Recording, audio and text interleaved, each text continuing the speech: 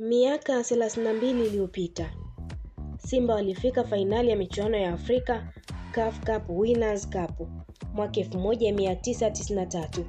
Wakapambana vikali dhidi ya Stella Abidjan ya Ivory Coast, lakini wakateleza. Kilio hicho hakikuwahi kufutika. Kiligeuka kuwa deni lililodumu kizazi hadi kizazi.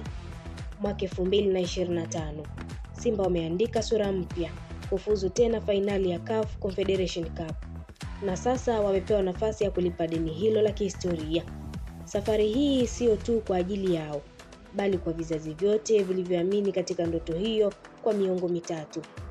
Katika kila pambano, Simba wamejiandalia njia ya ushindi kwa ujasiri na bidii isiyo na kifani.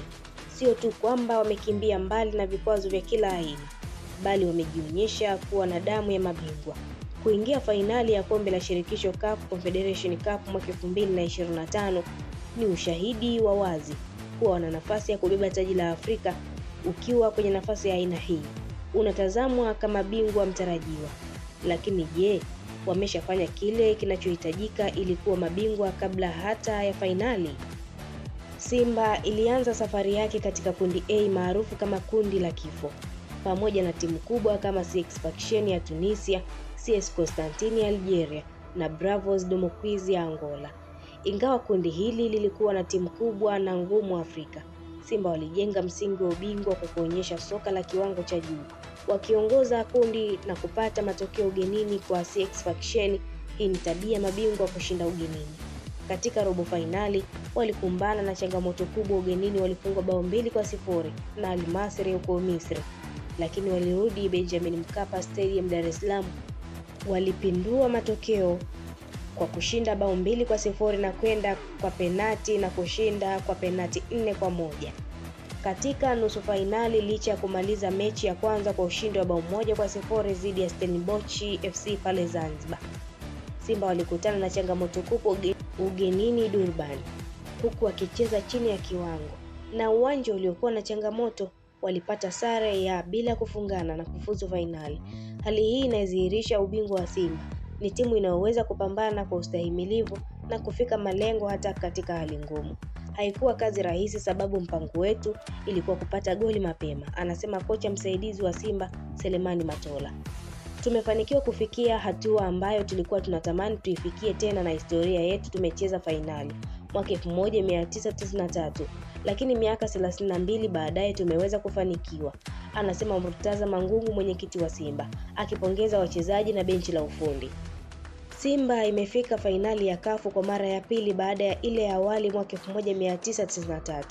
Ukiacha fainali, imeshawahi kutinga nusu fainali nyingine ya mashindano ya klabu bingwa Afrika, sasa ligi ya mabingwa mwaka 1974.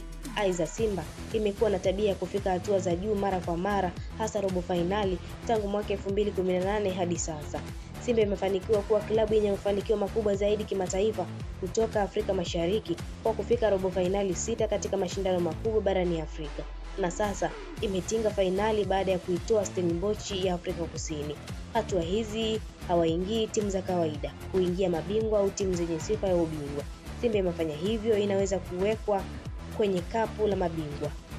Kupitia hatua hii ya fainali, Simba wamepata zawadi kubwa ya kifedha, wakikusanya dola milioni 1 kwa kufikia hatua hii ya juu, na iwapo itashinda ubingwa itapata dola milioni 2. Hii si tu faida ya kifedha, bali ni ushahidi wa ubingwa wao wa kweli.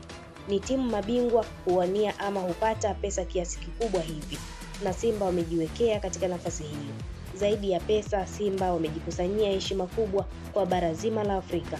Rais Samia Suluhu Hassan akiipongeza kwa kufika fainali. Kupitia mtandao wake wa Twitter ameandika, mmeipa nchi yetu heshima kubwa na watakia kila la kheri. Mnayo hamasa yangu wakati wote. Hata baada ya mechi ya nusu fainali kule Afrika Kusini, kocha wa Stellenbosch Steve Barker alikaririwa hadharani akisema, Simba ni timu kubwa Afrika. Hii ni ishara kwamba Simba wamejijengea heshima ya dhati na wanayo nafasi ya kuendelea kujenga heshima katika soka la Afrika. Simba wameonyesha sio tu kwamba wana uwezo wa kushinda, bali pia wanajitahidi kudumisha ubingwa na heshima yao kwa kila hatua wanayochukua. Kwa mujibu wa viwango vya CAF, Simba sasa inashika nafasi ya 4 bora barani Afrika, nyuma ya Al Ahly, Mamelodi Sundowns na Esperance de Tunis. Hii ni ishara ya nguvu ya Simba. ambao sasa wanatajwa kwenye miongoni mwa timu bora kabisa kwenye soka la Afrika.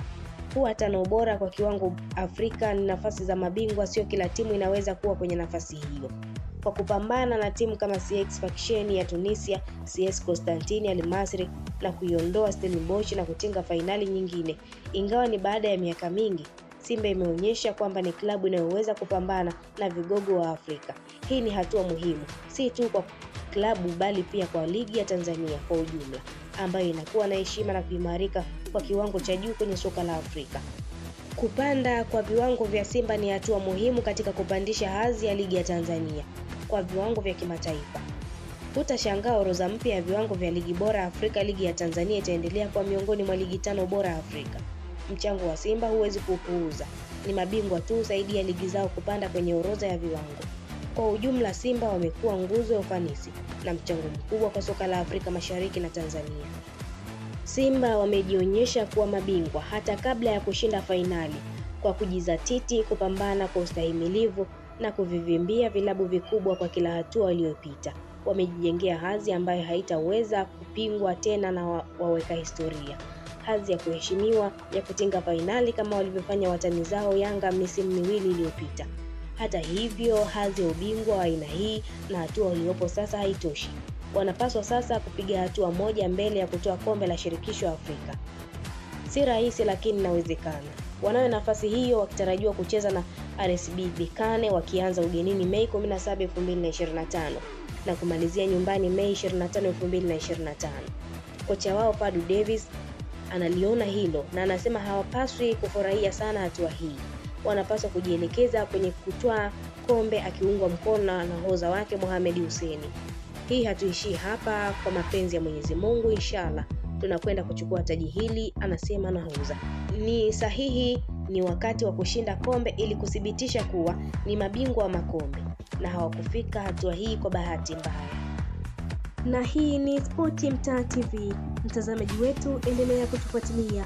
Pia usisahau kulike, kushare, kucomment pamoja na kusubscribe channel yetu ili uendelee kufurahia taarifa zetu kutoka hapa ndani na nje ya mipaka ya Tanzania kwa habari kemkem za michezo.